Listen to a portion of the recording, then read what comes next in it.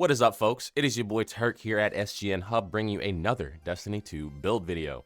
And today we're going to make an Edge of Action Hunter build in the most recent light of Bungie finally allowing us to use all three of the class-specific glaives on whichever class we prefer. This is something, honestly, I knew that was going to end up being put in as permanent. I just have a feeling that Bungie couldn't fix it. But with that being said, let's talk about it. First and foremost, why would you use the Edge of Action with a hunter? And that's going to be with the Gyrfalcon's Halberd. A lot of people aren't considering that now the Edge of Action has that intrinsic destabilizing rounds and a way to always apply some form of void debuff on the target, which means, in my opinion, it is going to be an absolute magnet to the Gyrfalcon's Halberd. I used it a lot, and I was having a blast with it, tell you the truth. It's so strange to be able to shoot down a bubble, not only give yourself that 5% weapon damage increase and that overshield, but then to step out of it and then launch a tether. It's completely unheard of, and it's a brand new build type that I think is going to be taking the game by storm. I think a lot of people are going to be using these glaives on the classes, obviously not that they're meant for, and I think that's going to add a lot of class variety to the game. But with that being said, let's talk about the fragments, the aspects, and what makes this build so fun. So honestly, first and foremost, usually I don't touch as much on the seasonal artifacts because I feel like I like making builds that are built to last, and it's not something that's only going to be good in one season.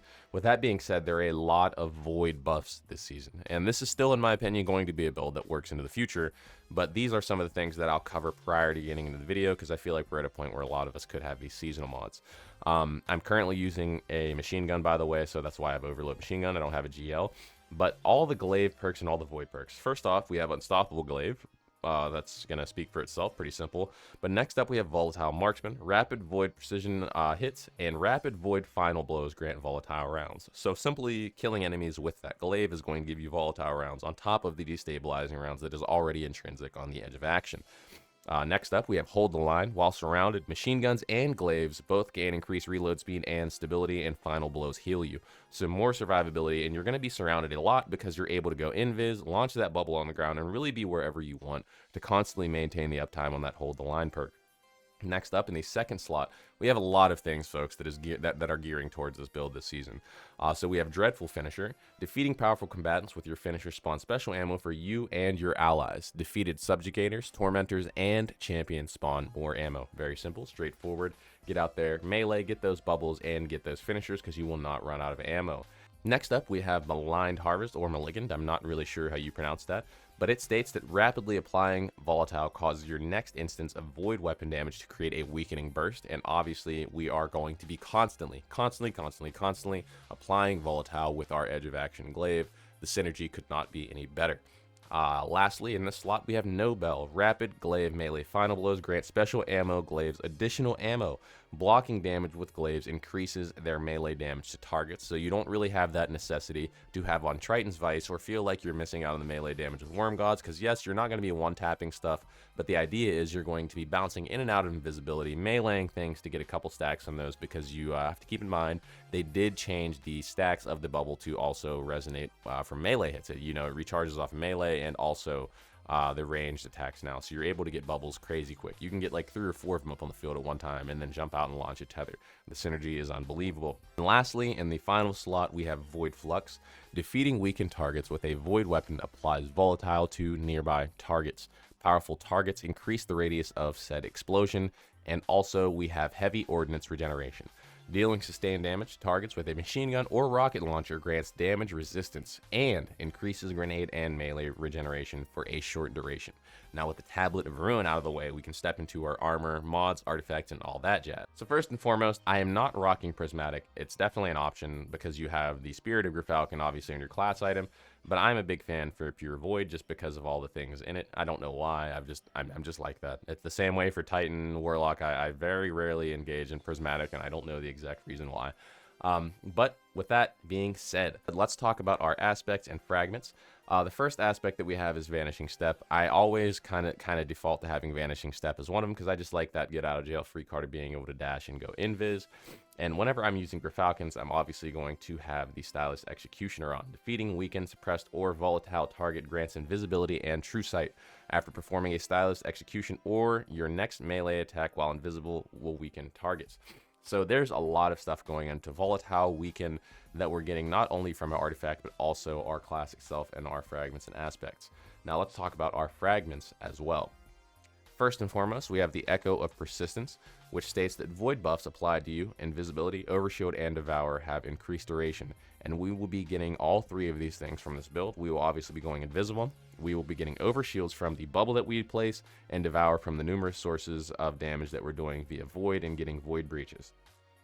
Next up, we have Echo of Starvation. Picking up a Void Breach or an Orb of Power grants Devour, so more access to Devour, which can be simply gotten through whether it be Void Siphon or Harmonic Siphon if you're rocking the Void subclass.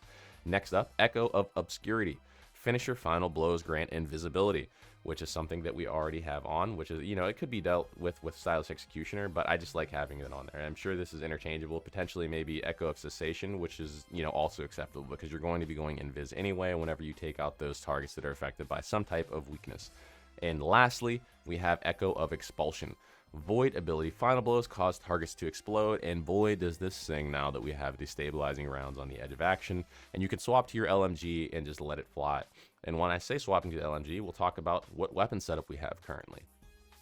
Now obviously this is interchangeable. A lot of people love Edge Transit for their Void baby, but me personally, I'm a big fan of LMGs. I love seeing the Overload LMG in the artifact, and I am currently either running the Hammerhead with Envious Assassin and Killing Tally, which can be found in the Onslaught, and attuned via Onslaught. Solid weapon. If you don't have one already, I recommend you go get it. And we also had the Retrofit Escapade as a swappable choice, which is honestly my favorite. This thing was a monster when it first came out with the introduction of not destabilizing rounds, I'm sorry, volatile rounds. So obviously in the second slot, we have the Edge of Action, which is the main star of the show.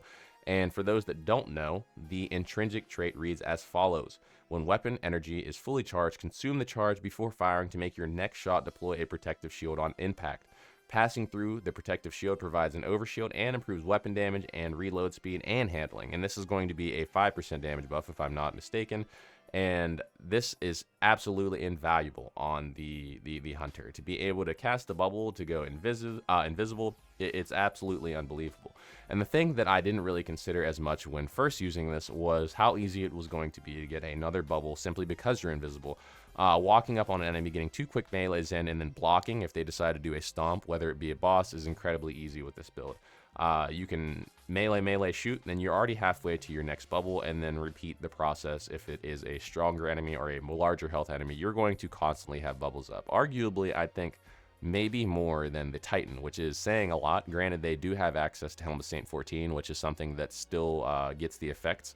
The Edge of Action does gain the effects of the Saint 14, not the weapon damage bonus, but the blinding effect itself. But you are able to have a lot of these bad boys up, folks, I promise you. The primary slot's going to be relatively interchangeable.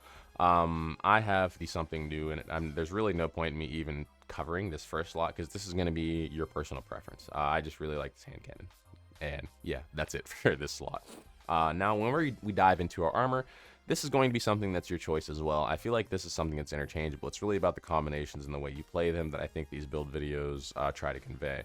But I personally have 2 time dilation mods, so I have that Void Surge up at least a little bit longer and my armor stats to maintain that 100 resilience. Next up, I have 3 Void Surges just because we're rocking a lot of damage with that Edge of Action. We're going to be getting a lot of ammo back, like you saw from our artifact mods with all the ammo generation perks that we have there for it. And next up, we have our chest spot, obviously our exotic, which is going to be Gerfalcon's Halberd.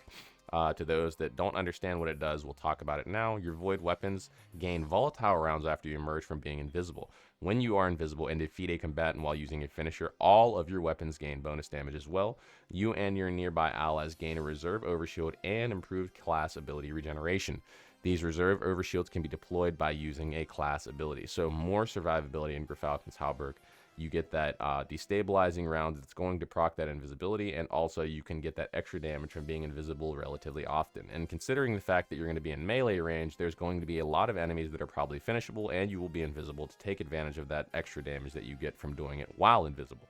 That was a little bit of a mouthful, and a lot of times I said invisible, but I feel like we covered it, folks.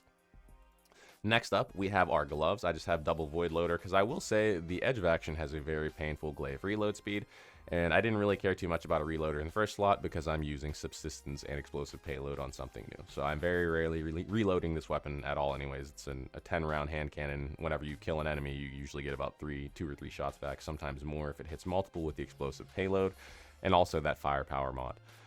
And lastly, the final piece of this build, we have double void siphon on the head. I'm sure this is interchangeable as well to whatever your preference is, because the build really focuses on these two things: the edge of action and Grifalcon's Halberd in synergy with stylish executioner, and that is the absolute fun of the gameplay loop. Hopefully you folks go and try it. I don't really think there's much more bloviating I can do on this topic other than to let you guys get out there and try it yourselves.